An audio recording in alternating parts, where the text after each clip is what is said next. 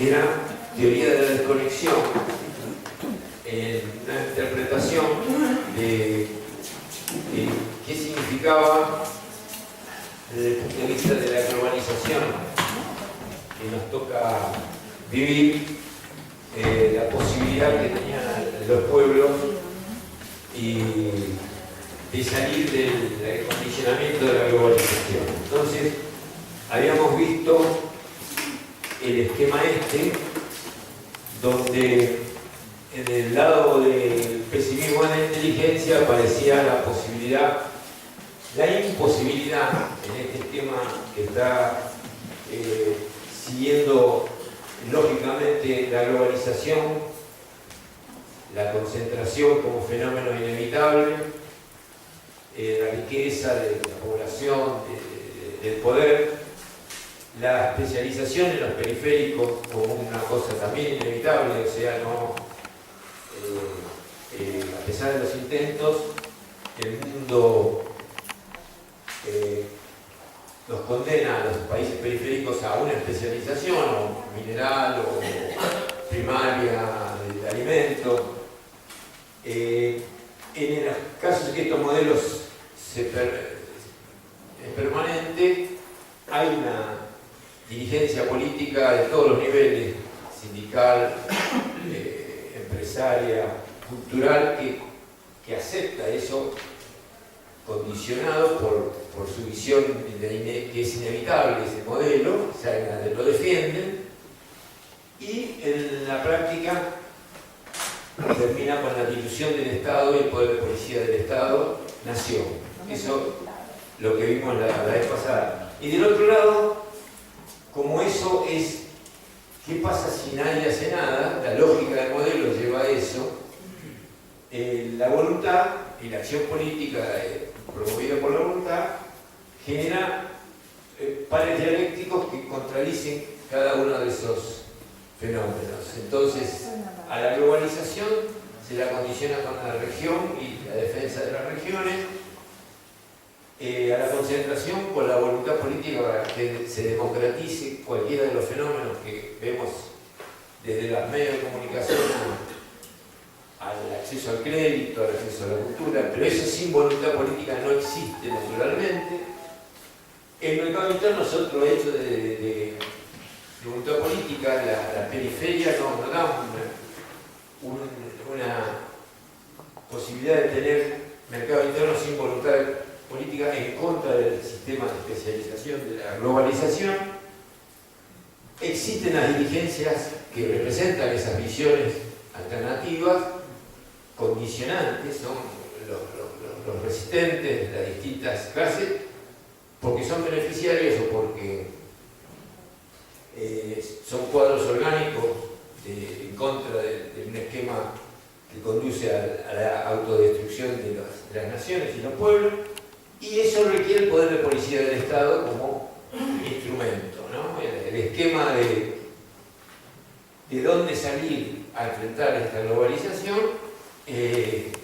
Habíamos dicho que lo único que le quedaba a los pueblos eran los poderes de policía de los Estados-nación en función de que las propiedades en general y en Argentina en particular, las propiedades de riqueza habían sido vendidas en su general a las empresas del Estado. Toda la política de periodos neoliberales destruye toda la capacidad de tener propiedad social de los bienes que generan riqueza, y por lo tanto lo único que eran los centros reguladores y las regulaciones de los sistemas. Hasta ahí, y lo que había que definir al principio era el significado económico de la desconexión, que es tener un sistema de precios internos distinto de los globales, que nosotros estamos viviendo en este momento en carne propia, digamos. Están llevando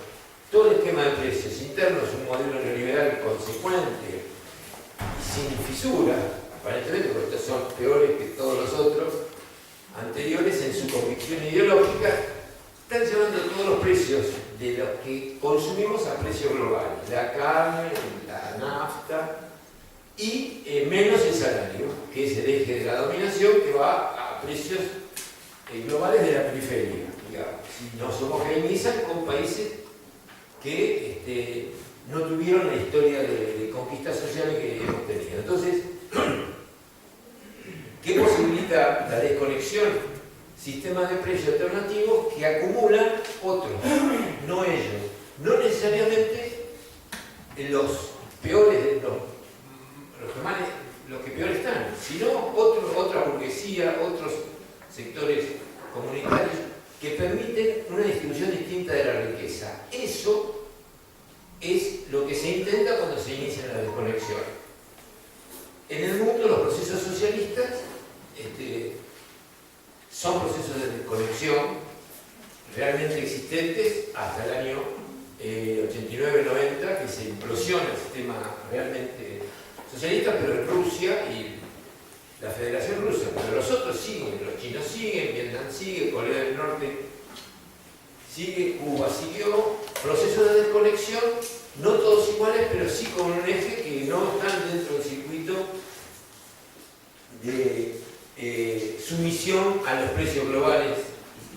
Y Argentina, como tantos otros países, el movimiento de los países no alineados, participó de dos procesos de desconexión con voluntad política. Porque las desconexiones a veces, como la del 2001 al comienzo, se producen por la implosión del modelo global, por no tener opción, como les puede llegar a pasar a estos muchachos, digamos, que no pueden manejar la crisis social que se les viene, y el default lo que hace que a uno lo desconecta desde el banco. O sea, el default para nosotros es una bendición, parece una mentira, porque nos sacan los prestamistas y de hecho se acostumbran a cobrar menos, digamos, porque esa es la verdad. Entonces, lo que pasó con el default en 2001, a pesar de que parecía ridículo el aplauso de la Rodríguez, fue un hecho que nos desconectó. Y eso nos volvieron a conectar cuando pagamos los bitcoins. O sea, nos conectaron de hecho nuevamente a ese sistema, en lo financiero. En ese esquema, la Argentina, las desconexiones de algunos países fueron, en América Latina sobre todo, producto de hechos externos. O sea, las guerras de 14 que cortaban las relaciones comerciales, la sustitución de importaciones fue un hecho que se dio en varios países, pero no porque quisieran tener industria o procesos alternativos, sino porque el mundo no daba para vivir ahí. En esa situación Argentina, con voluntad política, inicia un proceso con Perón de desconexión y voluntad de tener todos los elementos de un país autogestionado y soberano, y en la cabeza del general estaba la posibilidad de una tercera guerra y la visión de la Argentina en armas, que tenía industria pesada, fabricaba sus armas y estaba en condiciones de tener una economía para soportar una guerra. Eso es lo que lo llevó, y además el tema de la justicia social que venía anexado a esa situación. Eso nos puso en alerta a los que disputan la hegemonía del patio de atrás de Estados Unidos, porque fuimos en serio, no es que fuimos a la Argentina, fue en serio. Entonces, esa es una desconexión. Pasaron años, hay un pequeño intento en el 73-76, que podríamos decir que empezó y terminó con la primavera del tío, porque después empezó a derrumbar todo, que fue un año y medio, y después un año y medio de más de resistencia y chao. Pero eso no alcanzó a ser un proceso, y lo vivimos adentro, los que conocen el proceso ese, el golpe interno del roligazo. Los propios, los pichetos de esa época, para decirlo, dieron el golpe porque se les ocurrió que el Fondo Monetario se iba a tratar mejor si hacíamos los deberes antes que el Fondo. Y ahí se armó una condena terrible porque la CGT no era la misma que teníamos ahora, a pesar de que había de todo adentro, y dolió poquito el rodillazo, ¿no? Pero esa visión de voluntad política se vuelve a generar con Néstor y Cristina, con una ventaja que fue el 2001 y la desconexión financiera, porque no encontrar una alternativa, ¿no? Y esa situación con voluntad política, por supuesto, no llegó a las mismas características del 45-55, en el sentido del control de algunos ítems que después se siente cuando uno los controla, como el sector financiero, el sector bancario, comercio exterior. Nosotros quedamos en un envión de cosas que, habiendo discutido después de estos 12 años, lo que nosotros decidimos ahora, por lo menos yo, es que si se hubiera escrito un programa de gobierno en el 2003 con todo lo que se hizo en los 12 años, era un programa retroactivista, digamos, no era un programa. O sea, si hubiéramos puesto todo lo que se hizo en esos 12 años, no nos creía nadie que se hubiera podido aplicar. En ese sentido, es un proceso de desconexión y para mí un proceso revolucionario con los límites y los beneficios que tuvo la etapa política de América Latina, ahí, que incluso es menos aislada que el 70, seguro, y un poco más integrado con los países que el ABC del 45-55, Perón, digamos, ¿no? O sea, solo Perón y Argentina, Brasil, Chile, y eso duraba poco. Entonces, en ese esquema estamos con lo que yo... No vamos a pasar el esquema de vuelta. Habíamos llegado... Yo quería empezar con condicionada, función del Estado. Sí, ahí estábamos. Bueno, acá, quería empezar ahí, que la descripción de lo que es dónde estamos parados a partir del desarrollo del capitalismo. Eso, no te desprendas del micrófono. Bien. ¿Dónde estamos parados en la visión de un economista chileno que se llamó Zunkel y que en los 70 hizo un supuesto fuerte, porque en ese momento se disputaba el mundo del socialismo y el capitalismo, y él dijo: ¿qué pasa en la periferia si no pasa nada? O sea, si se desarrolla el modelo total de los conglomerados transnacionales, que ellos llaman los conglomerados transnacionales. Esto lo explicamos la vez pasada, pero los dos círculos es el mundo capitalista, no una proyección posible de socialismo, porque el pesimismo de la inteligencia lo explicó bien, porque esto tiene 30 años, y adentro los sectores, el segundo círculo, los sectores integrados, donde lo que hay que resaltar es que el país desarrollado, nosotros lo llamamos un modelo de 2 tercios, 1 tercio.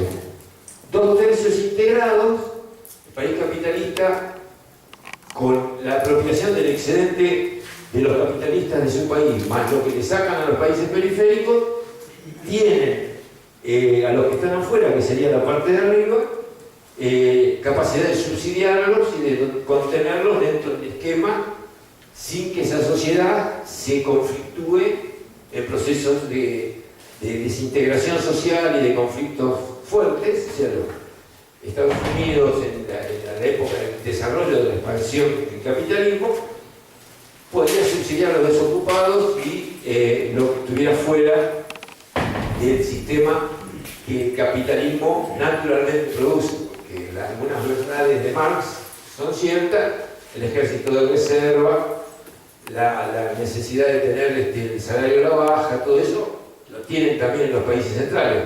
Lo que pasa es que tienen 10 veces más sueldo que los países periféricos y no dejan que haya inmigración para que les bajen los salarios. Entonces, eso le permite un país armónico. En las periferias especializadas en cada uno en lo que le tocó, los sectores integrados, que son los dueños de los que exportan a los países centrales, son sociedades mucho más pequeñas en relación al resto de la población, 2/3 afuera, 1/3 adentro, en el esquema que él planteaba. Ese tercio que queda adentro tiene la misma formación cultural y los intereses muy ligados al centro, vive, digamos, ese mundo, participa de la ideología de ese mundo, y no tiene ni interés ni le alcanzaría para dar subsidio a los 2/3 que van quedando fuera, y por lo tanto es lo que dice hace 30 años este Zunkel, que el mundo ese es invivible desde el punto de vista del creciente conflicto interno, que normalmente termina en una degradación de las vidas de nuestros pueblos, en luchas tribales, sociales, religiosas, todo mezclado, y el imperio que los borra de un saque cuando puede o hay riqueza para apropiarse. El caso del petróleo del Medio Oriente, el caso África. Bueno, en ese esquema de mundo que hace eso, retomamos entonces el esquema de por qué la discusión que nosotros tenemos obligadamente que hacer es la sustentabilidad de esas desconexiones, porque no es casualidad que duran un periodo y se vuelve a producir una situación de conflicto en donde la visión que complementa el tema de las desconexiones, si esas regiones desconectadas tienen capaz de ser autogestionadas por recursos propios, que es la gran incógnita que continuamente, a pesar de que está probado en nuestro país, sobre todo, que hay excedente y riqueza propia, y que somos al revés de otros países, somos un país botín por la riqueza generada, no había números y no había tampoco interés académico en investigar estas cuestiones del excedente. Y la pregunta esta, creo que lo dije la vez pasada, surge en el año 98 cuando hay una preocupación de un sector de un instituto de investigaciones de los jesuitas, ¿no? que intenta explicarse por si era necesario vivir endeudado porque no había recursos. Y en esa visión citan a una cantidad de opositores a la convertibilidad de distintas vertientes políticas, todos en contra de desarrollistas hasta marxistas, todos peronistas, y nos preguntan. Y ahí surge la necesidad de explicar si hay riqueza excedente en Argentina y qué pasa. En ese esquema, el excedente y obligó a, digamos, bajar algo que los liberales la tienen clara, que es cómo cuantificar datos. Porque las generaciones nuestras, de los 70, la derrota del 76 sobre todo, no permitió que se pudiera investigar, digamos, visiones alternativas transgresoras de economía y cuantificar si realmente lo que se decía en la teoría del centro y la periferia y si hay recursos o no hay recursos, eso era consistente con números reales. Entonces, las definiciones que había del excedente eran que el excedente era la diferencia entre el Producto Bruto Interno, o sea, el equivalente a los bienes producidos y servicios producidos en un año en el país, y un concepto que es el costo de reproducción social de la población, que sería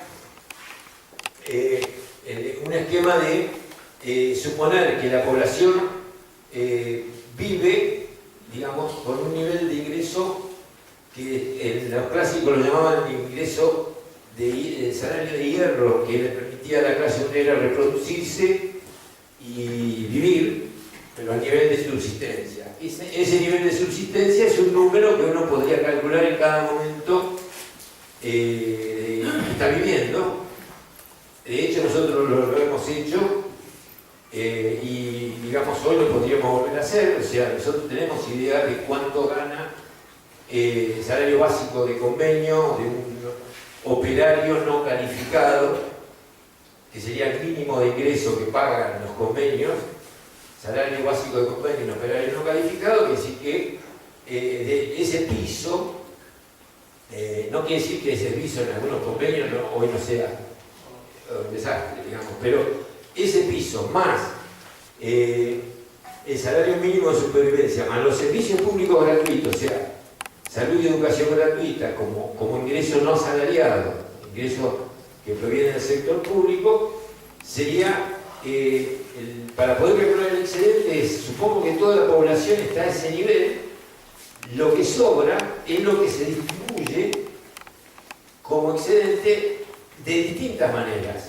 En algunas cosas favorece el desarrollo de la fuerza productiva, o sea, y en otras favorece la desigualdad, el incremento de la desigualdad. Esa es la visión. Hay un excedente sobre ese piso de supervivencia que, de alguna manera, permite ver si ese país, en la productividad social de ese país, le permite sobrevivir y tener un excedente que puede destinar a dos cuestiones: a desarrollarse como fuerza productiva lo que tiene, o sea, las personas, la educación de las personas, la inversión pública y la inversión privada, o a gastarla o fugarla, básicamente, que esa es la discusión. Entonces, teniendo ese número, yo puedo decir, ¿qué pasa con la plata que se genera acá sobre lo que básico de consumo? Entonces, ahí con esa visión nosotros hicimos ahí unos cálculos, pero no vamos a los números, no, pero lo que me interesaba para tener en la cabeza es ¿a qué puede destinarse ese excedente? Al desarrollo de la fuerza productiva, que es el hombre, la capacitación, la educación, para que aumente la productividad de su trabajo, y a las fuerzas productivas, máquina, herramienta, ARSAT, todo lo que se les ocurra de desarrollo de la fuerza productiva, máquinas, infraestructura, escuelas, todo eso es un destino del excedente. El otro es el consumo suntuario, inevitable, digamos, de las clases más altas, del 20% más rico, pero en agravante que además de eso nosotros tenemos una dinámica de acumulación de riqueza que es la acumulación fuera de acumular el stock de divisa y sacarla, ¿no? Que es muy fuerte, y en ese cálculo que nosotros hicimos nos daba que en 20 años, que era 1980 al 2000, que se hizo este cálculo para responder a esa pregunta, si había excedente o no, nos daba que un promedio del 20% más rico de la población, con una cuenta primaria que se hizo, a ese 20% más rico se le descontó, como es el único que tiene la capacidad de ahorro de la encuesta permanente de hogares, se le descontó la inversión pública y privada interna del país, y se supuso que comía y vivía con el doble del promedio de sueldos de la población. Con esos dos numeritos, incluso lo hacemos como un trabajo práctico cada año nosotros a ver cómo queda eso, con esos dos numeritos, o sea, el nivel de producto, descontando a ese 20%, esa inversión pública y un nivel de vida del doble del promedio, nos daba que líquido le iba quedando 20.000 millones de dólares anuales promedio durante 20 años, con lo que nos daba 400.000 millones de dólares acumulados en 20 años, de los cuales solo se mostraron 150.000 que aparecen afuera, algo vimos en el blanqueo, 100.000, algo estimamos de que eso está no necesariamente afuera, hay 100.000 cajas fuertes aproximadamente con con 100 millones promedio, digamos, nos daba 60.000 millones la cantidad de dólares estoqueados acá.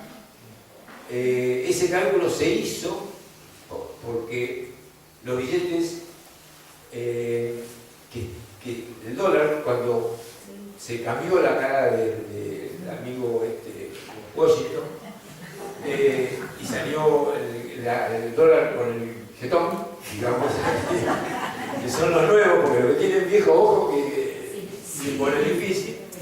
El dólar ese, Estados Unidos lo cambió acá a todos los bancos y le dio que Argentina, junto con Rusia, encabezaban el ranking de los rusos en stock de dólares líquidos, 200.000 millones. Y nosotros teníamos más de 50.000 millones, 50, 60.000 líquidos acá, en el territorio. Y estábamos en la convertibilidad, 95, ¿no? Pero la mitad de la masa monetaria era esa, pero el estoqueado que se cambió en los bancos fue 50.000 millones. Y de esos 50.000 millones, per cápita somos primeros. O sea que de vuelta estamos en la primera línea mundial. Ahora hoy somos primeros en el préstamo de fondo, el préstamo de fondo más grande de la historia, y somos los tenedores de dólares más grandes per cápita. O sea que estamos en el corazón del sector financiero y no sé cómo uno... Claro, hay un libro de la deuda que escribe, hay un proverbio que no sé de qué país es porque están en el comienzo del libro de 500 años de deuda, no, 5.000 años de deuda, dice, que hace la historia de todas las deudas desde la época de las conquistas, ¿no? Imperiales y demás, que dice, si tú debes 100.000 pesos, te tiene el banco, pero si usted debe 100 millones, lo tiene. ¿Estamos? Ojo con eso. Estos se metieron con nosotros, no saben con qué. Se aflojan sin saber, no saben lo que es. Yo creo que es una sensación de entrar en el vacío. Yo creo que les van a echar a la gana, hay una sensación que no tiene. Es bueno, hay que jugar que no la manden. Ahora, si la mandan, es peor para ellos. Yo creo que no la mandan. Porque hay una fuga. El Fondo Monetario, cuando cayó el imperio ruso socialista, diríamos, se escaparon 200.000 millones, le dio el fondo, financió la caída y compró la nomenclatura rusa, aparecieron los millonarios rusos, de la plata que se le robó, todo el préstamo de fondo financió a los nuevos ricos rusos. Y con eso se quedaron tranquilos todos. Fue un hecho que a mí me llama la atención porque nosotros decíamos, Marx dice que los modos de producción donde no hay clases sociales, los tránsitos de cambio de modo de producción son pacíficos, no hay muertos. Y la pregunta es, ¿por qué en Rusia no hubo muertos? Cayó el modelo socialista, no hubo muertos. Sí, pero en el corazón, digamos, el Partido Comunista Soviético que andaba dominando el mundo, de golpe ni un muerto. Entonces ni un muerto de una parte de los que podían matar que se escaparon con la plata, digamos, ya no, recién recuperaron el petróleo después de un tiempo, vendieron todo, hicieron lo mismo que acá, pero el fondo puso la plata, y esos son los dólares que están todavía en Rusia, en esto. Y nosotros somos los otros, la otra situación. Bien, bueno, ¿qué pasa con este costo de reproducción? 52 conceptos. Antagonismo sobre el costo de reproducción social.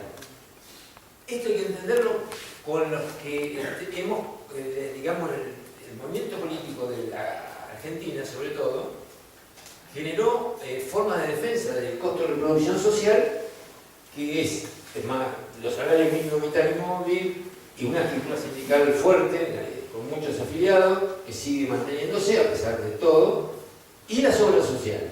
O sea, las obras sociales son una forma de manejar que no es ni por asomo, digamos, una cuestión mundial. Existen las obras sociales, pero el sistema de ensamble con los sindicatos le da a los sindicatos una capacidad operativa que no tienen en otro lugar, de América Latina por lo menos, no tienen eso. Y en otros países son fuertes las cooperativas de consumo y todas las asociaciones sociales, pero no las características de tener los sindicatos. Entonces, el costo de la producción social de Argentina es difícil bajarlo, porque hay que atacar las leyes laborales, hay que atacar las conquistas sociales, hay que atacar las obras sociales. Entonces, cuando uno ve, por más que esta es una discusión que hay que darla, porque por ahí todos se encandilan con el esquema, especialmente de una especie de progresismo, digamos, en su momento, que intentó volver a las obras sociales para sacarle poder a la burocracia sindical. Lo concreto es que eso sostiene el costo de reproducción social, y el ataque y romper el esquema ese es un ataque al intento de mantener ese costo de reproducción social alto, más allá de burócratas sindicales, de los que pasan. El sistema en sí mismo es difícil de voltear una vez que se llegó a funcionar con eso como estructura institucional.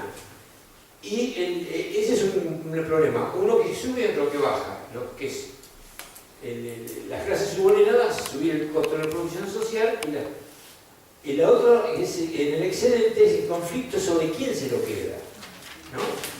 Es decir, donde distintas fracciones de la burguesía, el Estado o formas sociales alternativas cooperativas. Es decir, la disputa por el excedente también se da en los modelos no capitalistas, digamos. O sea, el excedente existe, hay algo que se accede a la población y desde el punto de vista práctico lo que sucede es que hay disputa sobre quién se queda con más, por lo menos, entre los que tienen apropiación. La morfología, o sea, los tipos de excedente, históricamente, crecimiento de la población, es el primer excedente antropológicamente. Cuando la población come mejor, tiene un promedio de excedente mayor, aumenta la cantidad de población. Esa fue la primera forma de apropiación.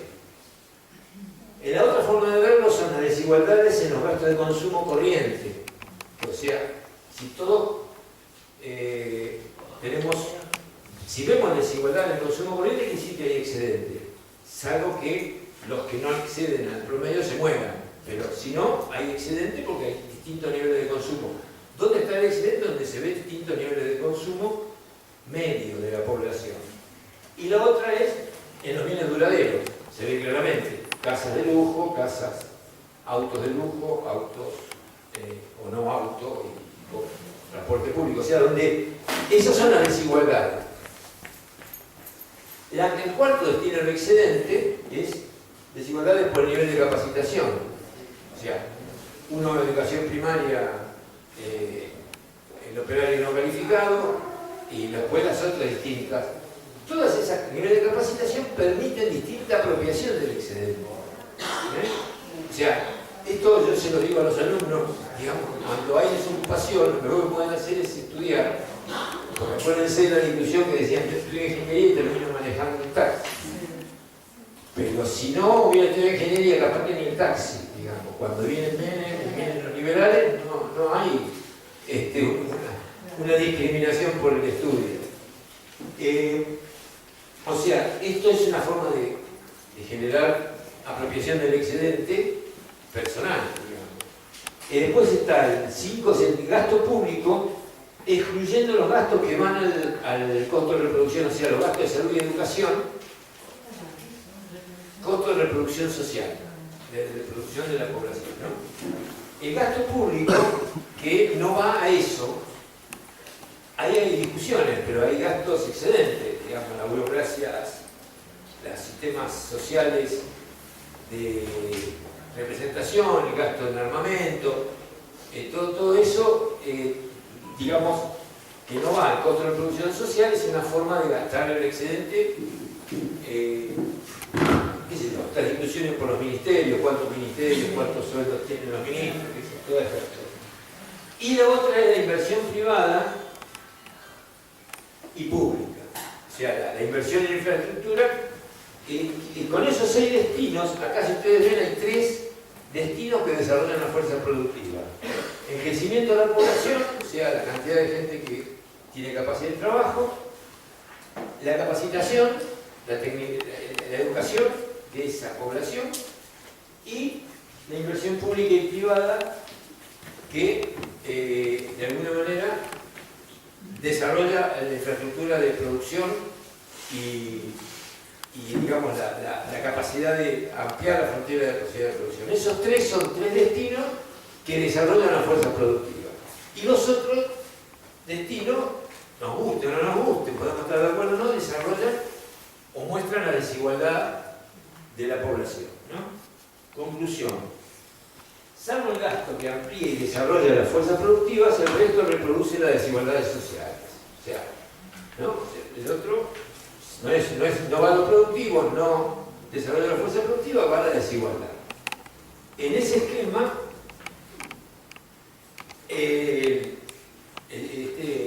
Furtado, que es el otro economista de los estructuralistas argentinos, brasilero de la época, hace todo este análisis del excedente y discute qué es el poder, porque entre las cosas que él plantea que había que discutir el significado del poder. El poder para él es la capacidad de generar y apropiarse del excedente, porque yo puedo generar el excedente pero no apropiármelo, se lo lleva en el capitalismo en la relación con el trabajador, pero eso es poder.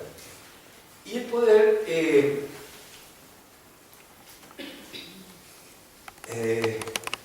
digamos, como existe como capacidad de apropiarse del excedente, esto es, digamos, insiste sobre lo que vimos recién, se puede analizar en toda la historia. La discusión sobre el excedente parte de la génesis de la humanidad. Desde el comienzo hay una disputa por quién, cómo y dónde va a parar el excedente de la supervivencia básica. Dijimos, perfeccionamiento de las facultades humanas, que era la capacitación, acumulación de medios de producción o ampliación de las desigualdades sociales. Esto es lo que hablamos recién, ¿no?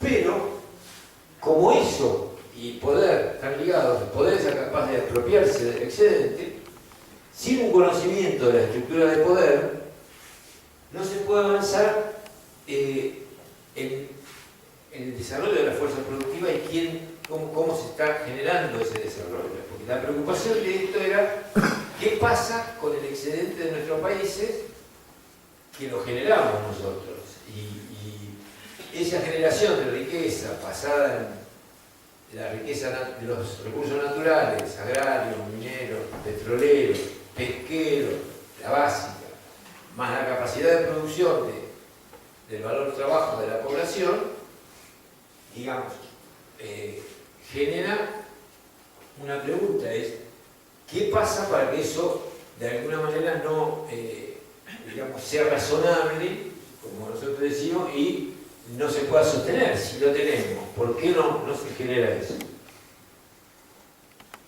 Entonces, sí hay que, antes de llegar, todo esto es una introducción para los poderes de policía, digamos. ¿Cuál es la estructura de poder? ¿Quiénes son los dueños de la tierra y de los recursos naturales? ¿Quién maneja las propiedades de los medios de producción? Las patronales. ¿Quién maneja el crédito? La banca, ¿no? El poder de la banca. Las profesiones liberales, los contadores, los escribanos, las estructuras corporativas son las estructuras de poder. El ejemplo de eso es que Cavallo, por ejemplo, cuando le quiso sacar la regulación al Consejo Profesional de Económica, quiso sacarle la regulación a los escribanos, se la ganaron. La primera vez que pierde Cavallo en la competitividad es con esa victoria.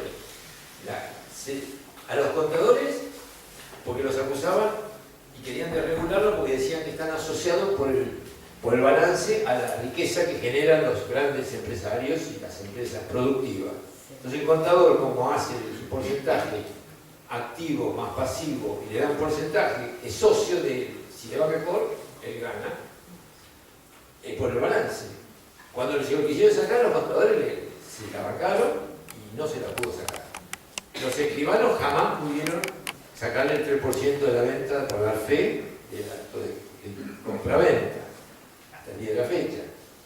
Y uno mira los edificios de los notariados latinos, más los edificios de los consejos profesionales, y se da cuenta que el poder es capaz de generar y apropiarse, no lo voltear.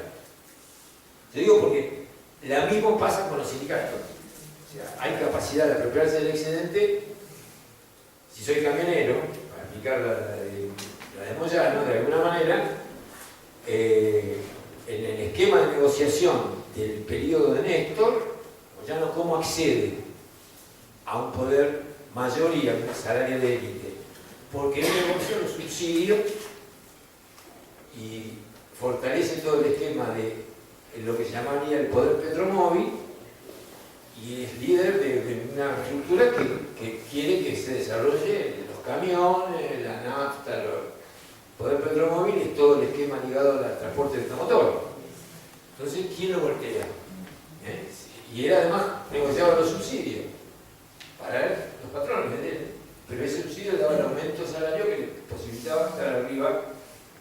De ahí viene el conflicto cuando se rompe la relación, digamos, ¿no? Porque implicaba la posibilidad de que eso se cayera. De hecho, esa cuestión siempre pesa, pero tiene capacidad de expresión para defender su capacidad de apropiación del excedente, digamos, ¿no? Lo mismo los sindicatos ligados al comercio exterior, es decir, todas son, si tengo capacidad de generar el excedente y apropiarme, pues en una parte tengo poder. Eso hay que tenerlo en la cabeza porque sirve para ver cuando uno se va a armar la matriz de conflicto, cómo elijo los conflictos, que nos va a tocar en algún momento de vuelta, y hay que ver cómo, ¿no? Las profesiones, el poder de policía del Estado, que son los entes reguladores y demás, los órganos represivos, las fuerzas armadas, las fuerzas de represión interna, todo eso, el nivel de información, los medios de información y de información, y la capacidad de innovación técnica, que es una de las cuestiones que tiene que ver con la posibilidad de generar la propia autonomía en el desarrollo del conocimiento, no dependiendo de las patentes internacionales ni de la apropiación que hacen los conglomerados internacionales de la invención. Con esa estructura de poder, nosotros, ¿qué dejaron los años liberales? Dejaron poderes de policía ligados a la regulación. Yo cuento mi anécdota, digamos, de mi vida. Yo me recibí en el 70. En el 70 estábamos en situaciones revolucionarias, diríamos.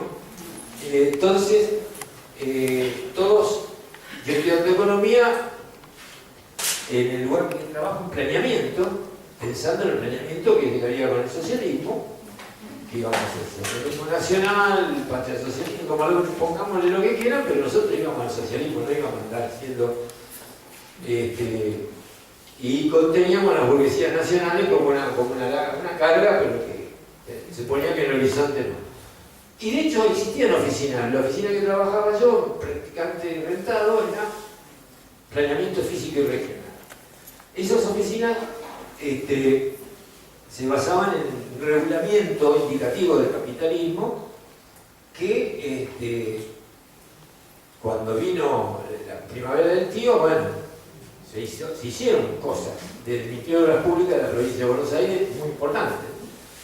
O sea, estuvimos cerca de ver lo que era el desafío que era construir el Estado. Toda la generación de ese momento llegamos a conocer un poco el Estado a través de la llegada con Videgaray, ¿no?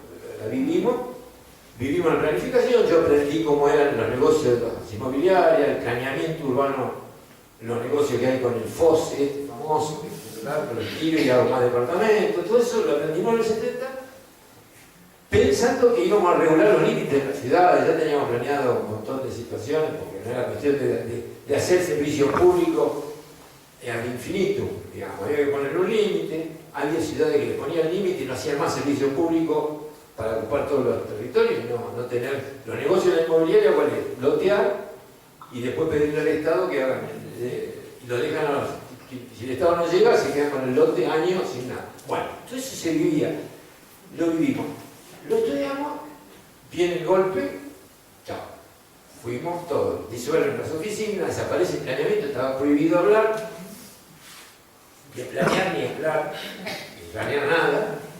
Entonces, viene ¿qué quedaba del Estado? Lo tributario. Entonces, desde los exilios internos y los externos empezamos a ser unos especialistas de los sectores tributarios.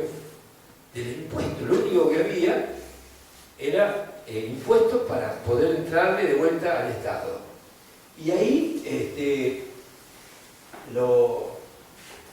de alguna manera, volvimos a entrar en juego con la posibilidad de la democracia, volvimos a discutir qué hacer. Nos tuvieron que reincorporar, porque nosotros habían echado a todos nosotros, tuvieron que reincorporar a los radicales, pero no pudieron, no nos dejaron volver a los lugares de antes, no dejaban que volviéramos a los mismos lugares porque tenían miedo que volviéramos a hacer maldades. Entonces nos juntaron, tuvieron un error terrible porque el Ministerio de Economía de la provincia había una oficina que se llamaba Subsecretaría de Subprode, se llamaba, que no tenía nada que ver con el PRODE, Subsecretaría de Programación y Desarrollo, donde, me acordé ahora, pasante rentado, Lalo Sica, actual ministro, Lalo Sica, entró por la izquierda, sí, Laurenche básico, digamos. Entró por la izquierda y bajó por la derecha.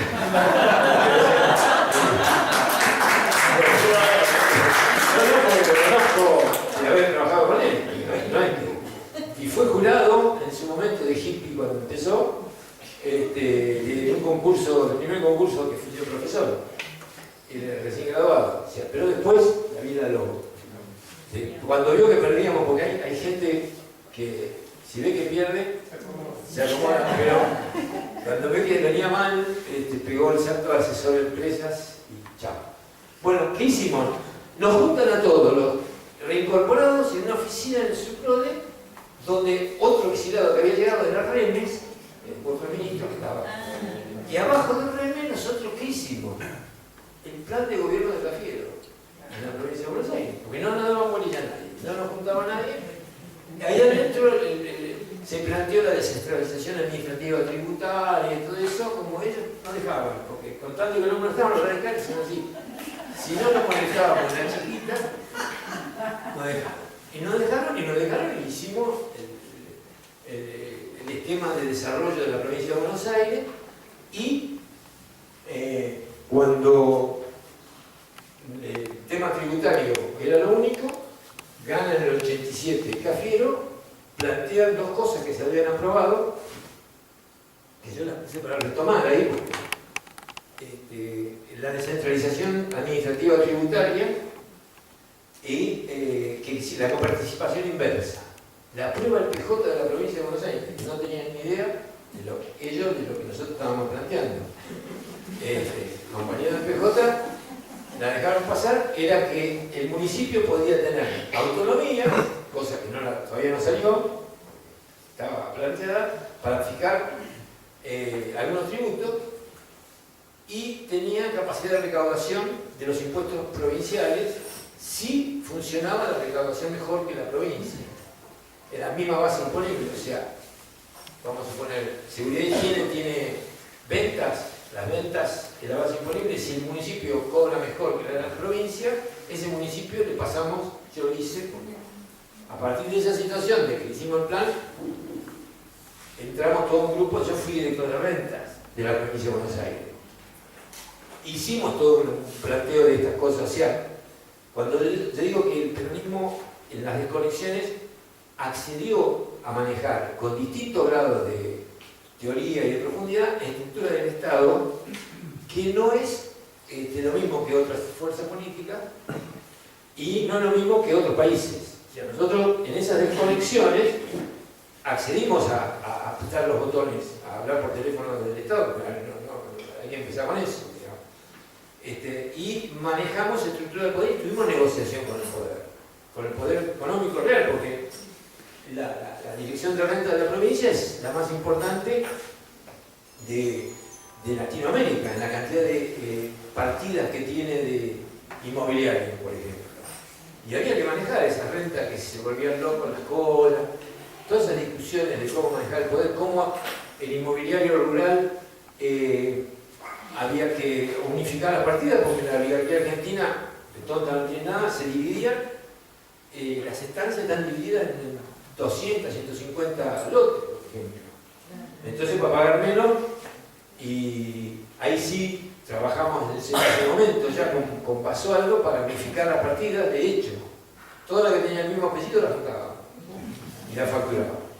Y ahí se armaba los pochiches con la sociedad rural, y bueno, todas esas cosas que parecía que son pavadas, pero dan un piso de negociación en cada etapa que uno inicia esta discusión y conoce a los actores que son la reunión. Y cuando a los intendentes uno le daba la recaudación, el intendente, algunos jugaron bien en la descentralización administrativa tributaria de ese momento, y otros se achicaban cuando había que firmar la intimación. ¿Se entiende? Entonces uno veía que la autonomía, pero no tanto, porque yo quiero que me den autonomía, pero cuando tengo que poner el gancho para intimarlo al estanciero de la zona, no me animo, estoy frito, digamos. ¿Vale? Y ahí se ven los bingos, digamos, ahí se ven los dirigentes que puedes pasar el piso ese o no de ser dirigente territorial del municipio, ser gobernador y ser presidente, digamos, así, o sea, eso lo vimos. Las otras cosas que se prendieron en esas llegadas tanto municipales como nacionales es el tema de la relación con las Fuerzas Armadas, en especial las provinciales,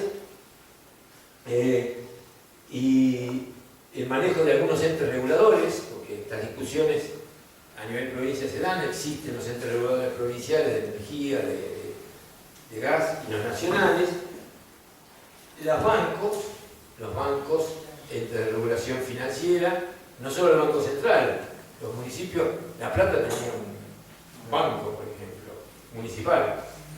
Hay uno solo, creo que sobrevive entre Rosario, porque en la época de los 90 no quedó ninguno. Y en los entes de control económico de las SENASA, por ejemplo, ARMAT, todos los organismos que están. ¿Por qué todo esto en un país que llegó a tener la mitad del Estado, del poder, la mitad del presupuesto del PBI con empresas del Estado? Porque lo único que quedó después de la ronda neoliberal de Menem es los entes de regulación. La propiedad no existía, entonces lo único que había para discutirle a lo que Sabine Amini, estos economistas llamaban los contra, es ese poder de policía. No hay otro poder que el poder de los entes de regulación y los poderes de policía tributario y no tributario. Y de ahí se parte la negociación con el grupo económico. Entonces, la discusión era cómo hace uno con esto, que es lo único que tiene, para condicionar la negociación con el poder real. Este es el desafío de antes y el próximo, digamos, porque no es que no hay poder de negociación, están las leyes y están las regulaciones. Habrá que cambiar algunas, pero la primera es tomar conciencia de que eso es lo que hay para discutir con ellos. Porque la otra cuestión es, muchas veces pasa a mí, yo he visto eso, que está la ley, está el poder y hay miedo de usarlo. Hay incapacidad o miedo de usarlo porque, uy, ¿qué dirán? Que no me voy a meter. Y a las presiones del otro lado son muy fuertes, digamos, o sea, presionan para que uno no haga nada. Bueno, de las discusiones que fuimos teniendo en el tiempo, que la dejé ir, porque entre las cosas que pasó con Cafiero, con la gobernación de Cafiero, fue la posibilidad de acceder a la nación. Los que estábamos con Cafiero perdimos la interna con Menem, pero así todo, la capacidad operativa que habíamos tenido a nivel nacional hizo que Cafiero le pusiera a Menem la Secretaría de Hacienda, porque la provincia de Buenos Aires se quería garantizar la participación con Menem, sabiendo que Menem era peligrosísimo, digamos, en la negociación. Entonces Cafiero pide la Secretaría de Hacienda. En la Secretaría de Hacienda va el ministro que es Frigeri, que era presidente del Banco Provincia, era ministro de Economía de Cafiero, Frigeri. Y ¿qué hace? Agarra lo que tenía él, el director de renta, el director del presupuesto, yo y Bugallo, y nos manda, y vamos con él. Primero no sabía dónde, porque la verdad no sabíamos dónde íbamos a ir a parar, y menos con Menem, que ya pegaba la vuelta y ya estaba sentado en la rosadita con los bordes, estaba sentado, ¿no? Y yo termino siendo director de la DGI 7 meses. Pero me tocó el momento de la negociación con el poder de la DGI, la salida de la hiperinflación en el 89 de Alfonsín, la caída de Alfonsín. Que ahí es cuando tomamos conciencia de quién lo voltea a Alfonsín. No es la inutilidad normal de los radicales ejerciendo el poder. A eso tenía que sumarle la decisión de los grupos económicos de echarlo. ¿Cómo? Dejaron de pagar impuestos, ninguno, en enero del 89 dejan de pagar febrero, desfinancian al Estado y se genera una bomba con la plata de los préstamos, algo parecido a las LEVAC de ahora esta, que es la gente depositaba la plata por la hiperinflación a 15 días en los bancos. Y entonces se genera una bomba de plata, que es lo mismo que ahora, que de alguna manera tenían que hacer algo. Después Menem hace algo. Pero la hiperinflación la deciden ellos, los 200 grandes grupos que facturan. Desfinancian el Estado y generan la hiperinflación. ¿Para qué? Para condicionar la tradición de Menem, que no tuvo ningún problema, digamos, pero no era lo mismo tener el país con hiperinflación y desfinanciado que eso controlado. Entonces la entrega de ese poder era una locura para cualquiera que la digamos tenía que reemplazar. Algo parecido va a pasar, digamos, ¿no? Estamos reprimiendo los ciclos de crisis de caída, lo que dejan y quién ordena después. El peronismo ha ordenado, pero del desastre que dejan en ese momento era un desastre. La hiperinflación era 1000% mensual y los impuestos no se cobraban. Ahí nos toca asumir y Cavallo no va de ministro, van los bonos, en la locura, que también hicimos una experiencia mundial nosotros, de que un grupo empresario disciplinara a todos los grupos empresarios. Esa fue la posición de la discusión esa, que era la discusión de loco, porque estaban la UCD adentro, toda la estructura liberal, negociando con Menem, los BOR, y los BOR con la autorización de disciplinar al resto de los grupos empresarios. Se mueve Roy, el ministro duraba 2 semanas porque no se banca. Yo les digo lo que no se bancaba. Era la mesa larga de la Casa de Rosado, donde Menem se decía, bueno, adiós, y se iba con la Yuyito, y dejaba el gabinete al mando de Roy, que era un viejo gerente de Bungibor, acostumbrado a que no volaba una mosca cuando él hablaba. Y la quedarle, que era el peronismo, estaba Barrio Nuevo, estaba a los gritos pelados, todo el mundo. El tipo no aguantó 2 semanas. Y me decía, se me duerme, porque las reuniones ahí en Buenos Aires se trabaja acá de tarde. La función pública termina a las 10 de las 12 de la noche, se dormía este Roy, se me duerme, se me vio. Y aparece Ramanelli, que sería y que tiene el hijo de Orquesta de La Plata, Ramanelli, el compañero Ramanelli. Bueno, Ramanelli ordena un poco, pero lo que pasó realmente fue que el resto, como nosotros son cualquier empresario, ¿cómo caen los bonos? Los bonos caen porque querían quedarse con el Estado para condicionar la negociación con nosotros. ¿Qué es lo que hicieron los somos? Entonces, ¿qué hizo? Entonces, ¿qué quería hacer? Quería privatizar todos los recursos de los sectores, tercerizar los sectores de poder del Estado en manos de ellos. Y quiere privatizar, yo nombrado director de la DGI, negociando con el fondo la nueva reforma tributaria, donde el Fondo Monetario, para decirle la verdad, está a la izquierda, y ahora lo mismo, del grupo dirigente dirigente del liberal es la izquierda. Porque yo decía, no lo puedo creer que prefiero hablar con los del Fondo Monetario y no con los Rapanelli, ni los Bondi, ni los burócratas. O sea, ¿por qué recuerdo todo esto? Porque en realidad se vuelven a repetir, cambian algunas caras, lamentablemente algunas siguen, ¿no? De esa época, pero la lógica es la misma. Le entregan a un grupo empresario el dominio de la economía, ese grupo no puede disciplinar a los otros porque los quiere, en realidad no es que los quiere acompañar, no, los quiere rapiñar también, sí, los quiere rapiñar. Y les ganan los concursos, entonces querían rapiñar, querían privatizar la base de datos de la FIP. Entonces nosotros que estábamos totalmente fuera ya de la posibilidad de controlar eso, cuando le damos eso, yo hago una asamblea con el personal de la FIP y le digo, mire, esto lo van a... Tiene una empresa que hace lo mismo que ustedes, nada más que se lleva toda la base de datos. Entonces, en la reunión de idea del empresario, esa que se hace todos los años, vamos y decimos, los señores, ahí después nos tenemos que ir, ¿no? Se quieren quedar con la base de datos y eso significa que un grupo económico va a manejar toda la estructura de base de datos de todas las empresas. Y ahí se para la privatización, pero también hagamos nosotros.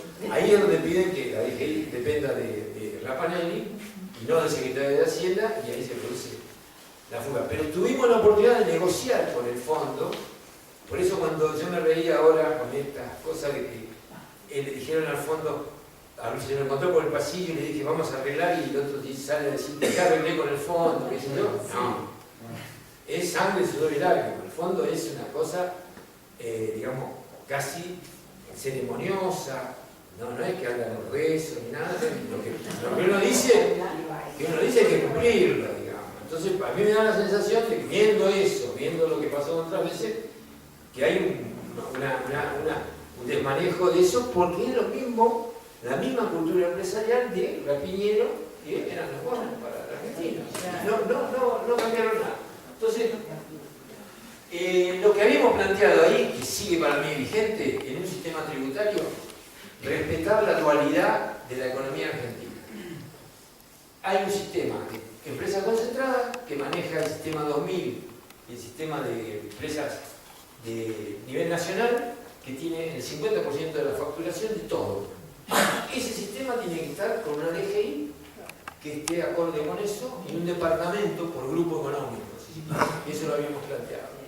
Y el otro sistema de recaudación del chiquitaje, que no recauda ni al 5 ni al 10%, ni hay que matarse, hay que hacer un sistema de recaudación. Eso sigue vigente como planteo para mí, porque se perdió en ese momento la discusión y después no se pudo volver a dar,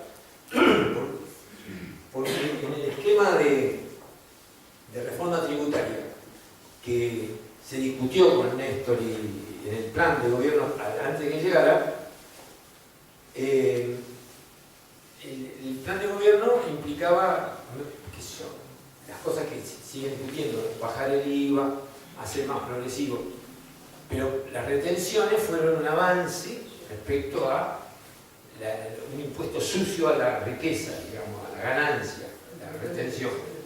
Pero el sistema tributario argentino, con un IVA tan grande y un ingreso bruto tan grande, es procíclico. Esto quiere decir que si hay crecimiento, la recaudación crece más que proporcional. Y Néstor, viniendo de la escasez y de una negociación, no lo pudimos convencer nadie de que largar un peso, porque la reforma tributaria había que hacerla cuando crecía el producto al 10%. El 10%, el IVA crecía al 15%. Entonces, ahí era el momento de discutir salir del IVA. Después cuando uno cae no va a regalar plata.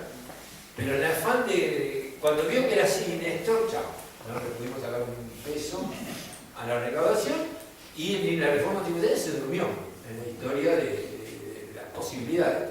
Porque nadie imaginó los 8 años 9 de crecimiento al 10%, que era mucha plata en función del reparto que podía hacerse esa plata. Lo que decían los liberales que hay que repartir desde el gasto, en realidad lo hizo Néstor, pero por una decisión previa que fue aumentar la tasa de crecimiento al doble de lo que le decía Lavagna. Hay que entender por qué lo decía Lavagna. Porque Lavagna, en el momento en que había que decidir si se busca el pleno empleo o se frena la inflación, hay una decisión, en el 2005. Si se frena la inflación, la teoría la actual, la de los heterodoxos hasta ahí, es el friego. No metamos plata en el circuito, no dejemos la paritaria tan libre, digamos. Toda esa situación generaba un mundo donde la tasa de crecimiento hubiera sido 4, 5, 3%, y la tasa de desocupación hubiera tardado el doble en llegar a un dígito. En esa discusión, lo que hace Kirchner dice, yo quiero crecer para llegar al dígito de desocupación. Y si crece para llegar a un dígito, hay inflación. Entonces, hay inflación. ¿No? Diga. Y la discusión, en ese momento, que se daba era, bueno, el ministro que planteó la administración razonable de la inflación era Lavagna. Chao, Lavagna. El tema es que, a mi entender, había que asumir que eso generaba 2 dígitos de inflación. Porque eso no está mal, tener 2 dígitos si no tengo una desocupación de un dígito. ¿Para qué me tengo que preocupar? Me tengo que preocupar de que no me gitaneen los empresarios que son dueños del poder, sino Entonces, tengo que tener una discusión, lo mismo que va a tener cualquiera que venga, con los formadores de precios. O lo neutralizo o lo saco de la cancha, con el poder de policía del Estado. Esa es discusión. Pero no puedo tener vergüenza de tener 2 dígitos de inflación. Que esa es mi diferencia con el área que en ese momento tomó más responsabilidad, que era el área del secretario de Hacienda, con Guillermo, que tuvieron vergüenza de decir que iba a dar 12% la inflación en el 2011 y se armó un despelote terrible con el INDEC, sin necesidad de generar una situación que nos jorobó mucho en todo el proceso, que fue la no credibilidad del INDEC, porque no pudimos decir todo lo que estaba bien, porque ese índice de miércoles parecía toqueteado.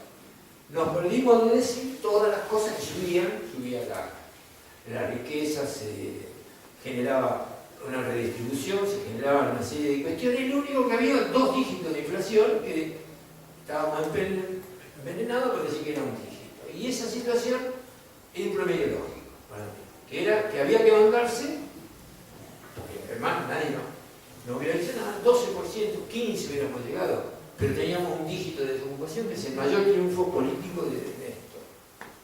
Llegar a un dígito de desocupación, porque no es casual lo que dice Melconian, que el partido de ellos tiene el 15% de desocupados, cuando decía al comienzo, porque ese es el ejército de reserva, marxismo primario, digamos. No necesitan el ejército de reserva para frenar la paritaria, no necesitan a un triángulo, necesitan que haya desocupados por todos lados.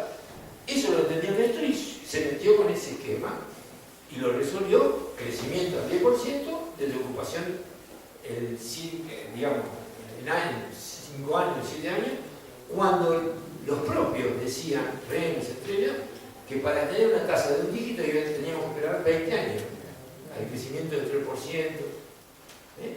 Esa decisión costó ese bochín.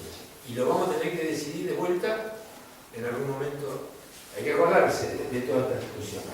Bueno, respecto a la aduana, porque como fui de la DGI y yo termino en el gobierno, la aduana, ¿qué pasa con la aduana?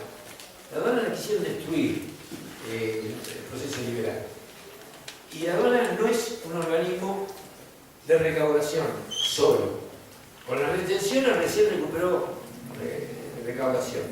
Pero la aduana es el cierre del espacio económico. Y hay 2 símbolos de soberanía. El territorio, los mojones, y la aduana que controla el territorio primario, y la moneda. La moneda y la aduana son las 2 cosas que definen cualquier país nuevo. Todos los países que se fueron de la Unión Soviética primero definieron qué moneda Y segundo, la aduana. Entonces, nosotros teníamos la aduana. ¿Qué hizo el Fondo Monetario con la aduana?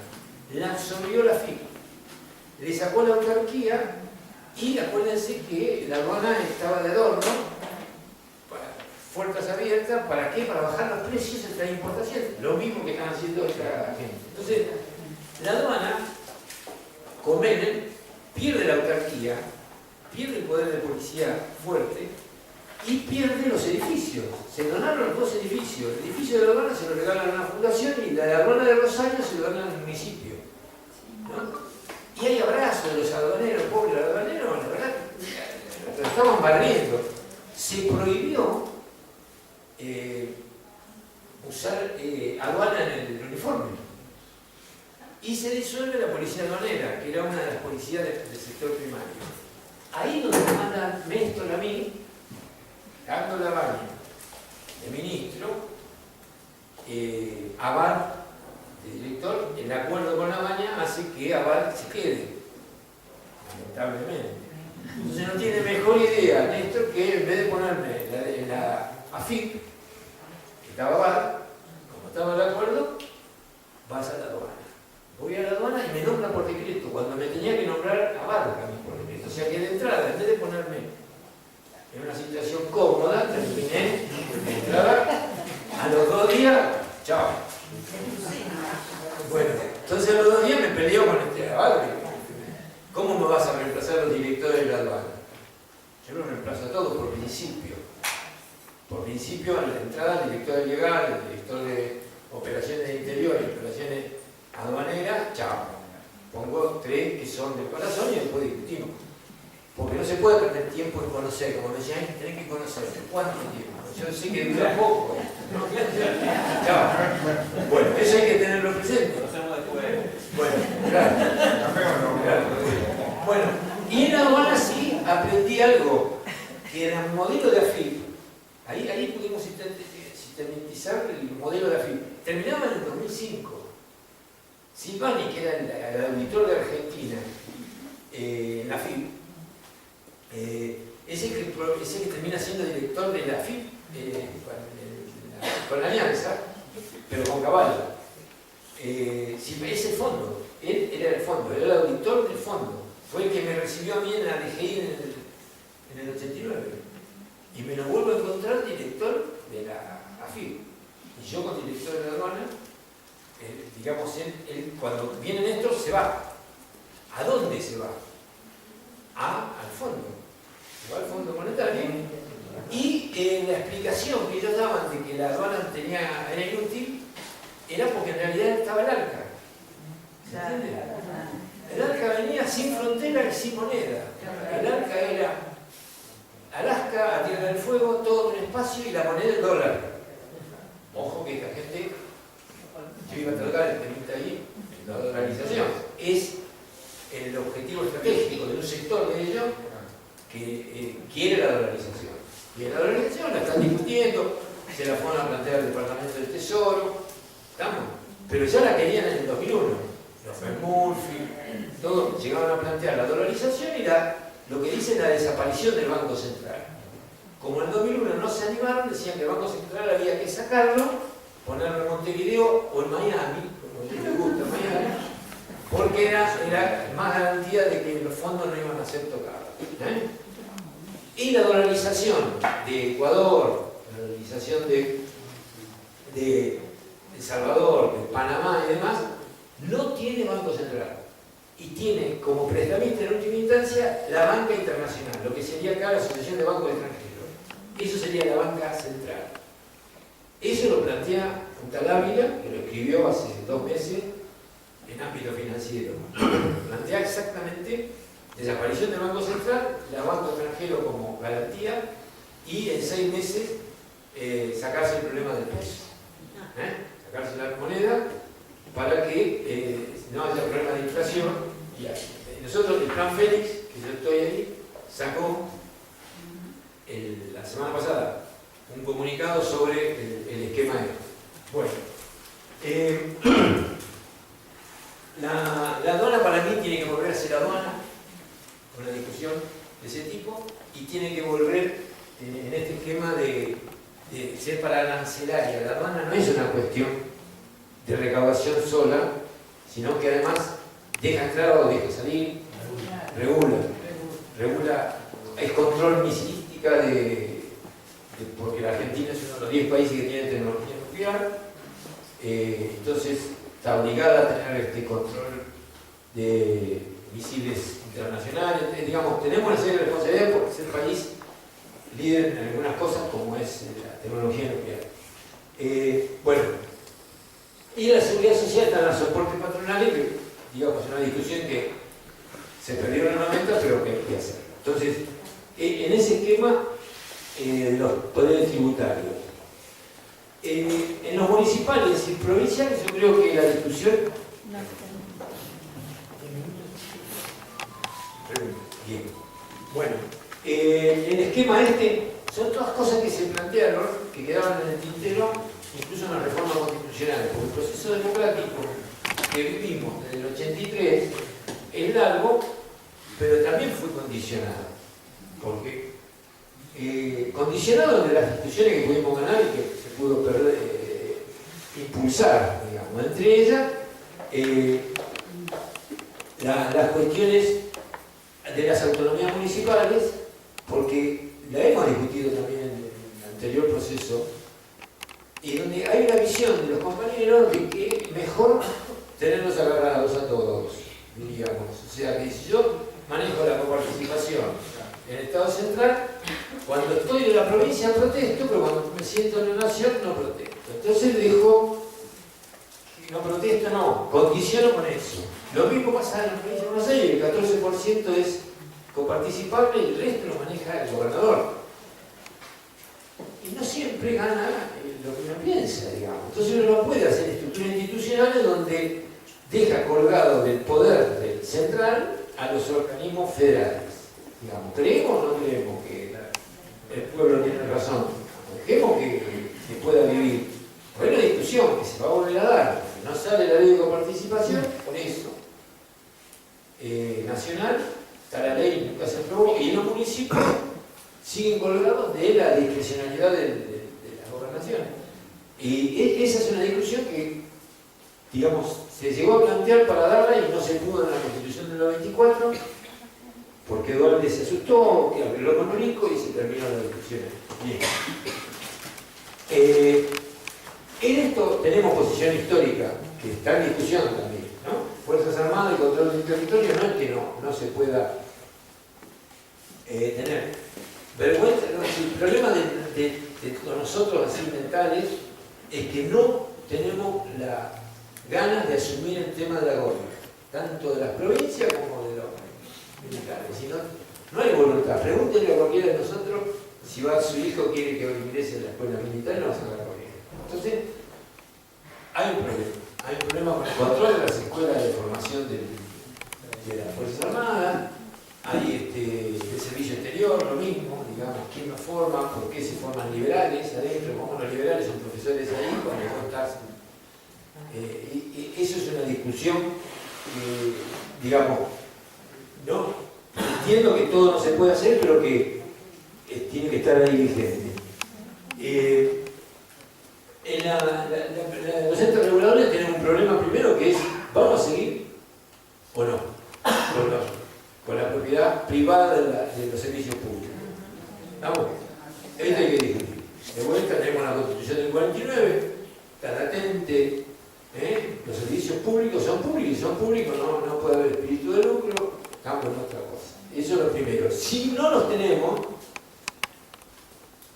tienen atribuciones los entes reguladores, ¿no? Tenemos para usarla. Bueno, ahí está. De lo que a mí me quedó de los entes reguladores es la lentitud para que paguen.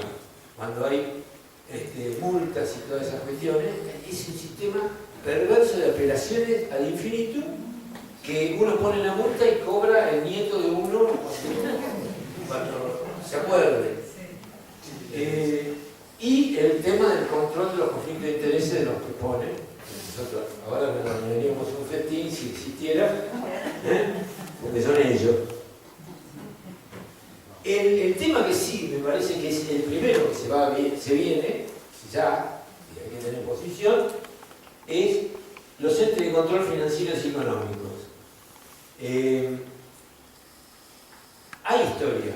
En la Comisión Nacional de Defensa de Competencia, que es la que discute los monopolios, el que la saca la primera ley en el 47 es John William Cook, ¿no?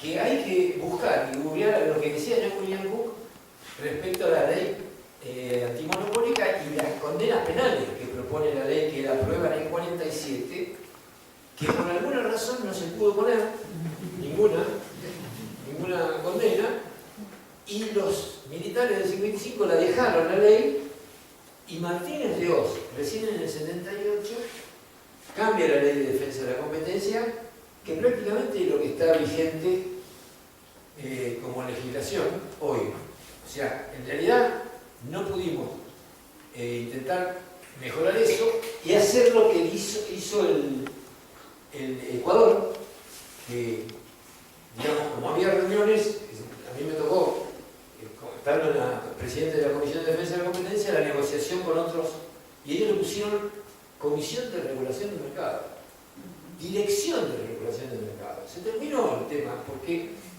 ¿qué es el precio? El mercado es una estructura institucional donde está el poder del que más maneja la cadena de valor. Entonces yo no puedo decir que hay competencia. No hay competencia de hecho. Entonces, si no hay de hecho, hay que regular la competencia entre la cadena de valor. Entonces es regulación del mercado, sabiendo que no tengo que andar buscando la vuelta para que haya competencia perfecta entre los actores. Y así le pusieron los ecuatorianos. Dirección de Regulación del Mercado. Y lo otro sí que lo hicimos, pero tardamos, hay que decirlo, la regulación de los sectores financieros, tardamos 12 años casi, porque en el 14 recién, 10 años, entramos, en el 2014, entramos en la Superintendencia de Entidades Financieras. Por más que se controlaba el Banco Central, adentro de la superintendencia no se entró hasta que Cristina nombró a Banoni. Todo lo demás eran agentes externos, gente externa al pueblo, digamos, eran de los bancos y de las casas de cambio.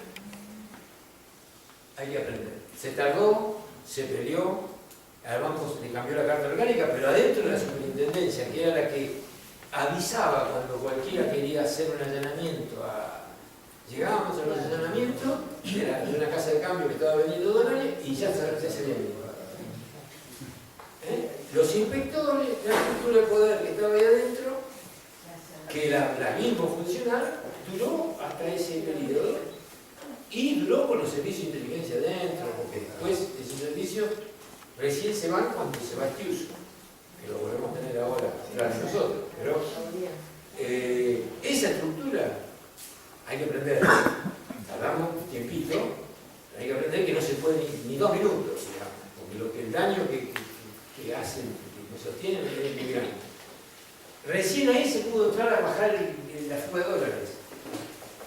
Si ustedes ven la estadística de la fuga de dólares, no paró al comienzo porque tenían expectativa con la devaluación, había negocios rápidos y los dólares no se fueron, pero después cuando empezó el crecimiento y la normalización, la fuga empezó.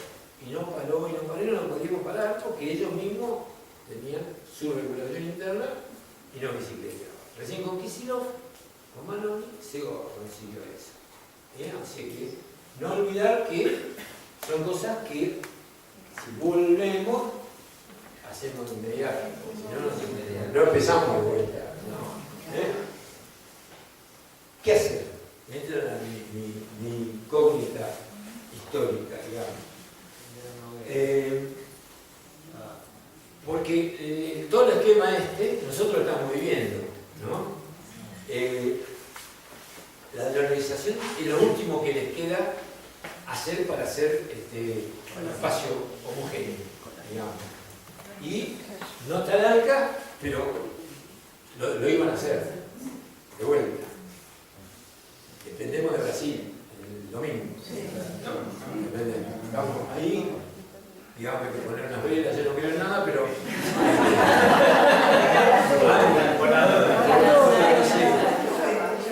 vamos, asmático, no sé, lo que sea, pero algo tenemos que hacer porque ahí se define. Pero ellos van al modelo que tenían en el 2001, sin frontera y sin moneda y la dolarización. Vamos a hacer el euro, no el país dolarizado, digamos, en América dolarizada. La otra certeza que tenemos, porque no le podemos dar, las crisis terminan de forma. El tema es quién lo va a negociar, a quién le la explota, digamos. Estos tipos lo van a hacer todo lo posible para que explote Lo que evitó el proceso anterior, donde estábamos todos, fue que ellos querían que explotara una cosa antes. No pudieron con el tema de los WIT, porque pararse en los WIT eran que no explotara una bomba acá, porque había que, si se arreglaba con los WIT, digamos, se generaba una situación de derrota de ese esquema. Esto fue mucho más allá. Hicieron lo que en 25 años tardó el default de Argentina, lo hicieron en 25 meses. Pusieron primera y aceleraron. Vamos al vacío y ellos aceleran. Esto lo puse yo, me perdía porque no, vamos a un default. Entonces, hay polarización que se está dando de los dos sectores, los condicionados y los condicionantes, ¿no? Por ejemplo, aplicando el esquemita del CEL, hay polarización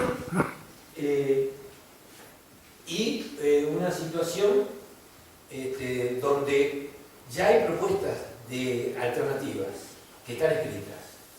Yo lo que hice, y termino con esto, para que ustedes después lo busquen, es, me tomé el trabajo de Frente Sindical para el Modelo Nacional y Corriente Federal de Trabajadores.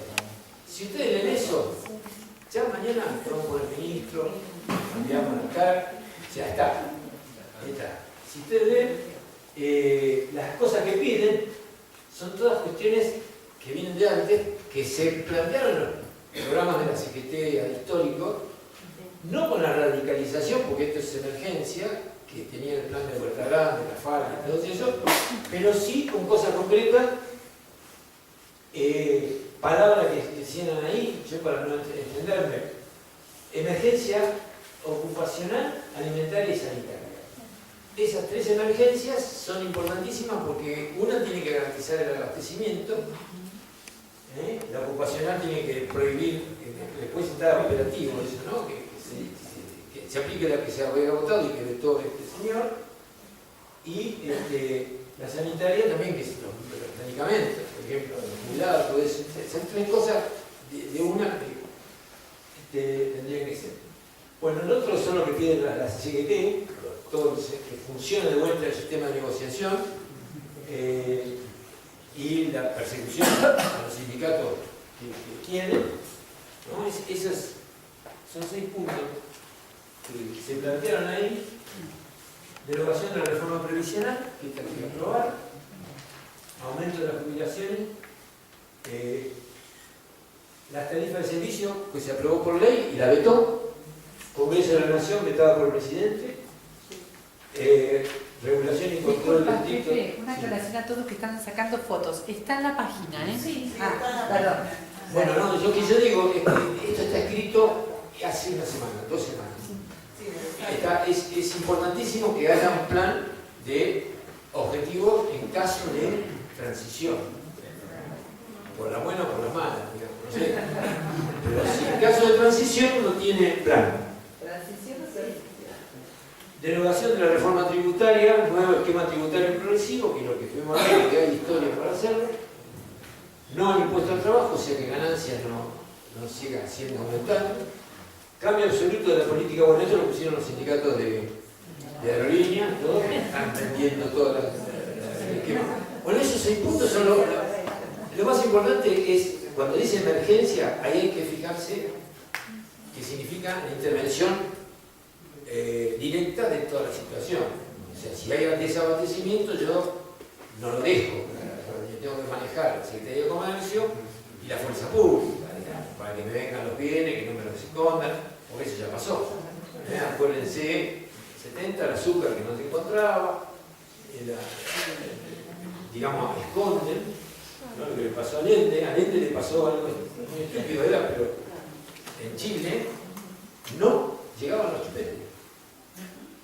No había chupetes. Ustedes imagínense la clase media sin chupete, ¿qué hace?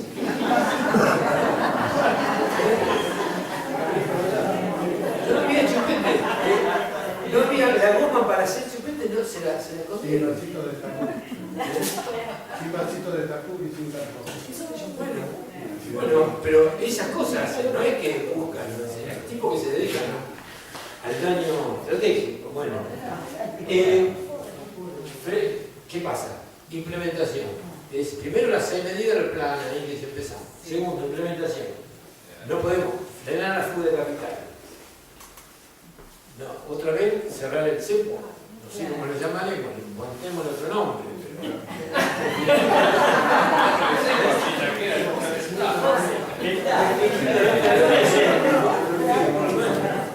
Ahorro forzoso tampoco, pero no le gusta. Bueno, detener la remisión de utilidades que estaba lo que pasaba, no puede mandar, por un tiempito no mandan utilidades y se la están llevando todas. Fijar a liquidar las divisas de la exportación un mes. Estaban en el país, no infinito como ahora. Esto es lo primario, ¿no? Digamos, ellos lo pusieron, escribieron los compañeros, ahí está. El poder recaudatorio del Estado cobrando retención en las exportaciones de vuelta. Ponemos retención al otro día.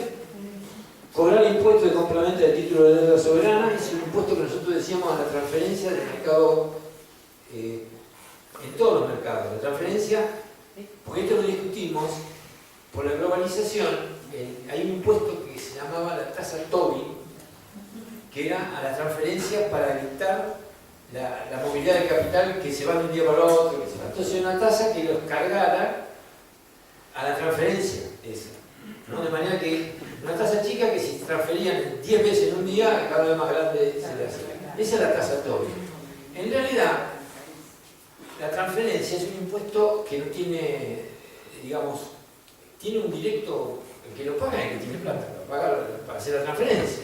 Entonces la transferencia de fondos internacionales y nacionales en la frontera e internamente es un impuesto que pega en el negocio financiero y en la transferencia de capital. Entonces es un impuesto globalizador para mí, que pareció el impuesto de sello. Los tributaristas se enojan con el impuesto de sello, que es distorsivo, no sé más. Pero ellos es más concreto, es algo concreto. Hacen una operación que no pregunta quién es ni quién es el apellido ni el nombre, de que compró el terreno, compró una acción, compró valores de especulación y paga. Entonces me parece que un impuesto que nosotros hicimos los cálculos sobre la transferencia diaria y es plata, buena plata para el caso de emergencia. Un impuesto, se enoja la bolsa de valores, las comisiones de mercado, todos se enojan, pero ya que le ponemos sí. Bueno, revisar la deuda externa, revisar. Sí. No podemos empezar de vuelta. Esto es como que uno no quiere las armas nucleares, somos todos pacifistas, pero revisemos la deuda externa y digamos, hay una estafa gigante, la deuda en el proceso, pero está convalidado, porque la verdad es esta. Está convalidado por tradiciones propias, digamos, del campo nacional y popular. Entonces, la bala no hay que pagar los electricidades. Bueno, por eso. No, lo real es que va a haber una negociación. Bueno, y por último, liberar todos los presos políticos. Eso es lo que dice.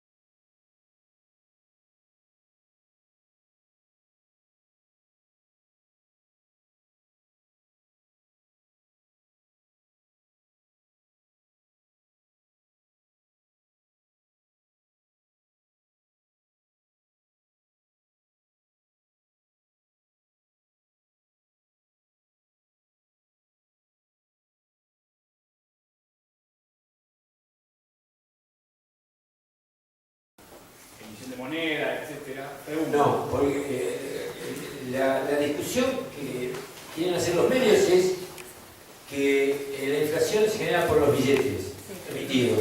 Y este tarado lo dijo ahora. No va a haber más plata para nada. Ese es el cepo. Pero es el cepo al revés, el cepo al peso. Tiene un cepo a la plata y el que tiene dólares puede gastar, el que tiene plata no la va a poder, ni la va a tener. O sea, no va a haber, la tasa de interés se va a ir altísima.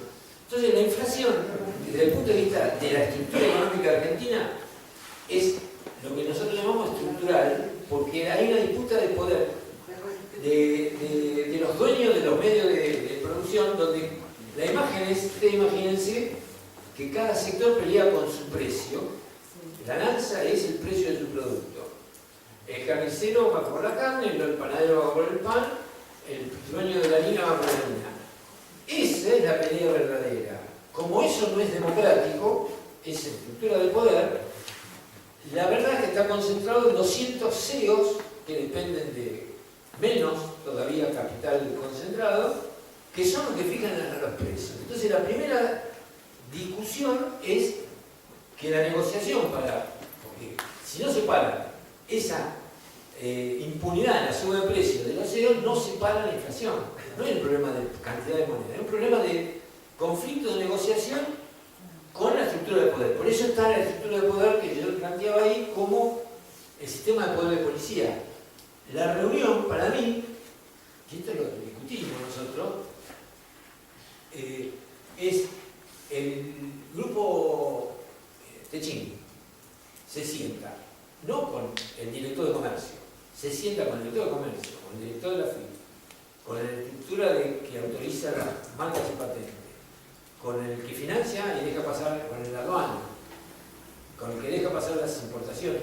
Toda esa estructura se sienta y le dice, bueno, arreglamos este acuerdo. No se acuerda, se funde o se interviene. Porque el tipo no puede funcionar si todo eso no lo apoya en el esquema. Entonces, eso hay que mostrar. Mi diferencia, lo digo ahora porque me va a pasar de vuelta, con Guillermo a los gritos creí que solucionaban los temas. No, porque los tipos son perversos. La estructura de poder negocia con una impunidad terrible. Entonces, él lo llamaba por teléfono y le decía, sí, viene la góndola, voy a poner el kilo de litro de leche a 80 pesos y bueno, y con eso se quedaba libre. Y los tipos ponían 10 latas de leche y después el resto los precios que querían. Y si uno iba y no encontraba esa lata de leche, tenía que comprar otro. Y la sensación, que decían, ¿cuál era la sensación? La sensación es que la suba de precio no coincidía nunca con los precios que se tomaban para fijar. Entonces, esa discusión empieza cuando, no sé si ustedes se acuerdan, cuando en 2006 entra Felisa, Felisa entra de ministra y interviene, me lleva a mí de presidenta de Defensa de la Competencia y yo me instalo dentro de Liniers porque había un problema de negociaciones ahí en Liniers. Me quedo adentro, llego un periodista escondido y miro y encuentro en esa negociación, ahí adentro, que existía la venta al oído. Porque el tema de la venta se implicaba porque subía el precio de la carne, si era todo un mercado libre, miraba todo el mundo, decía yo. Que así había una cosa de una venta al oído. Buscando, encontramos que la venta al oído la había prohibido en 73 el gobierno y la había instalado de vuelta el papá de Máximo, cuando vino el golpe. Yo le pregunté si estaba bien, que estaba mal. No, si le hicieron ellos, está mal. Por ahí entonces prohibimos la venta al oído. Pero eso era control del precio del mercado mayor. La otra negociación de la inflación es meterse en la cadena de valor, la frigorífica. Habría que ir a hacer lo mismo que Liniers, adentro de los frigoríficos. Quedarse de la noche, ver cuánta cabeza mataban. Teníamos poquita gente, pero teníamos. Ahí empieza una visión distinta, porque eso implicaba todo un operativo de todos los organismos de poder de policía. Que recién se empezó a utilizar eso con Kicillof sobre el 13, 14. Porque esa metodología terminó en Costa,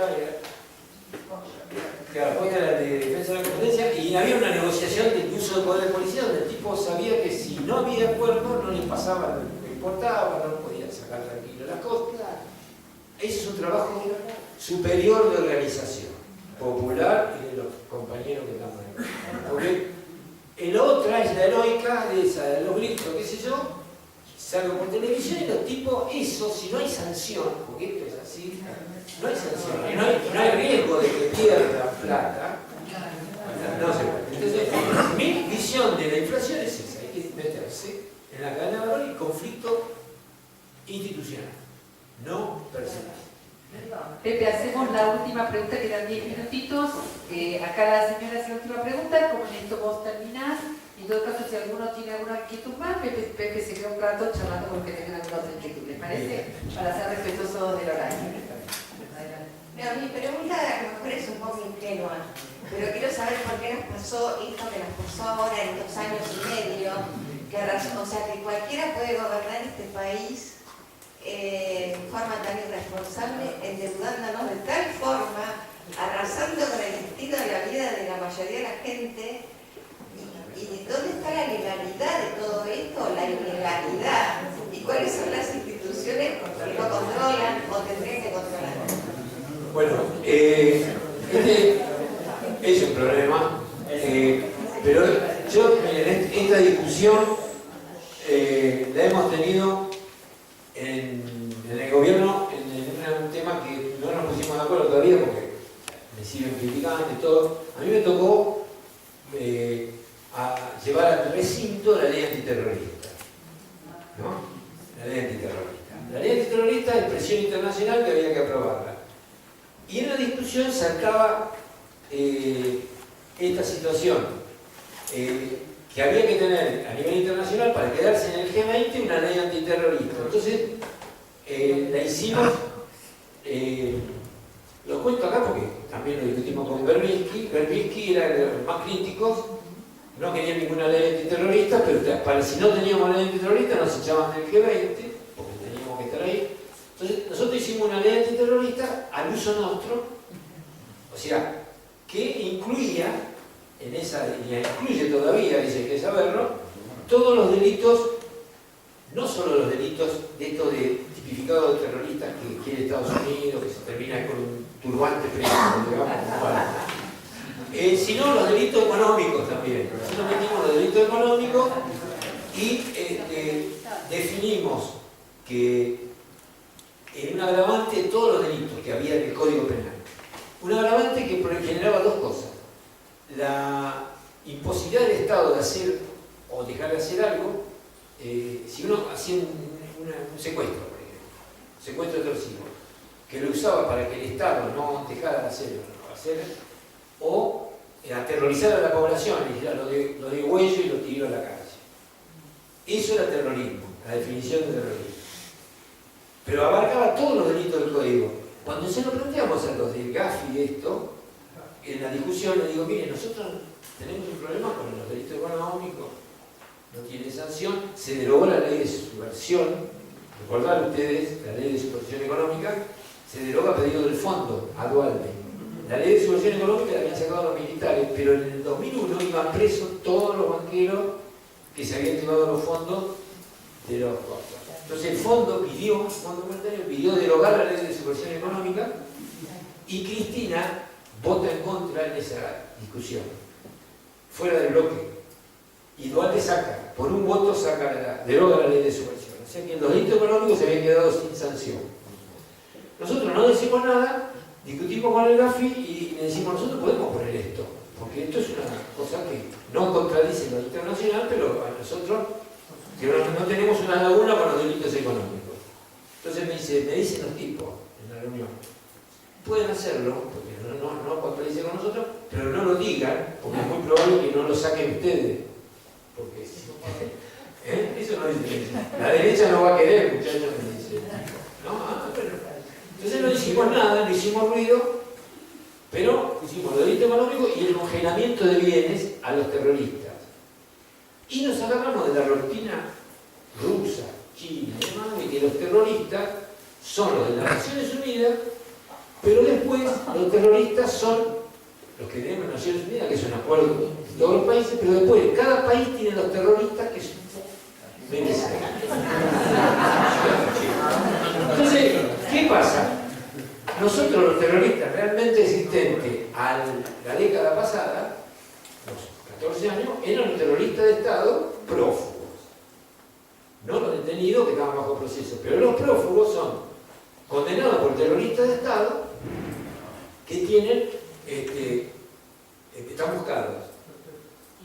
Entonces, listado de terroristas de Argentina, 70 expedientes yo de terroristas, son los 70 terroristas que tengo. O sea, los rusos tenían a los chechenos, los chinos tienen al Tíbet, ahí que se llevan mal. Cada país elige los terroristas. Yo elegí estos terroristas. Entonces, en la discusión en la Cámara, cuando discuto con los compañeros de Derechos Humanos, con los secretarios de Derechos Humanos, pero vamos a aplicar la ley, qué sé yo, la sacamos y no la aplicamos. Esa es la discusión. Yo saco una ley y la aplico.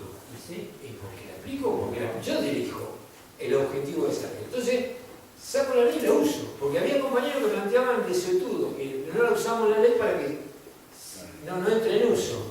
Pero esto no la van a usar ellos, digamos. Entonces viene la discusión que era, ¿quién usa la ley?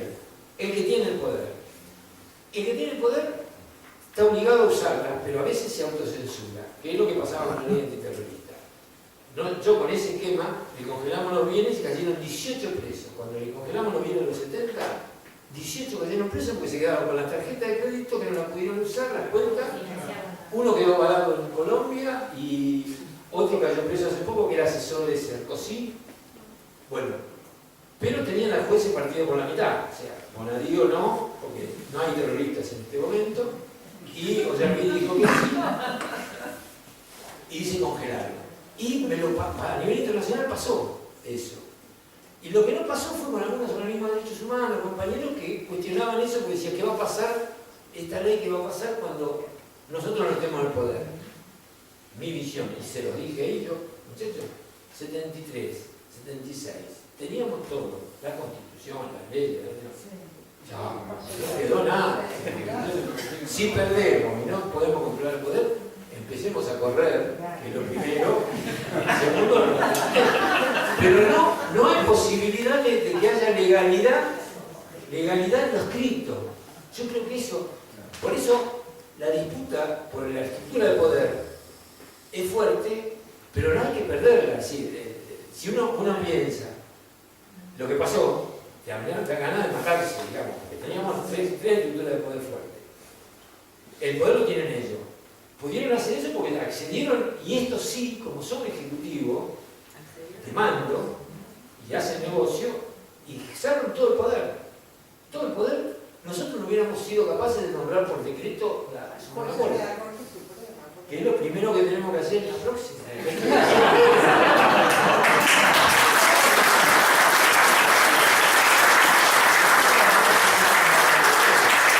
Por eso, yo digo, hay muchos pruritos, muchas cosas. La Corte estuvimos estudiando, estamos estudiando eso. Son 9 como mínimo. Y 28 tiene Colombia. Sí. Que podemos poner uno de cada sindicato. Hay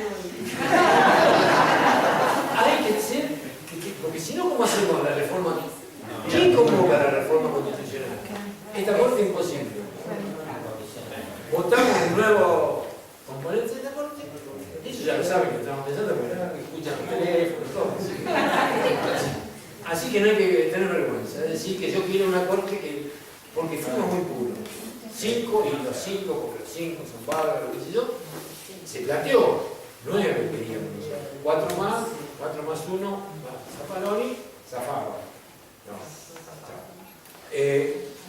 Política de principio, la del Chile, la mejor política, pero hay momentos en que en esas cosas vamos a discutir poder. Como discutimos poder, hay cosas que nosotros tenemos que definir rápido, porque no nos da tiempo. Muchas gracias.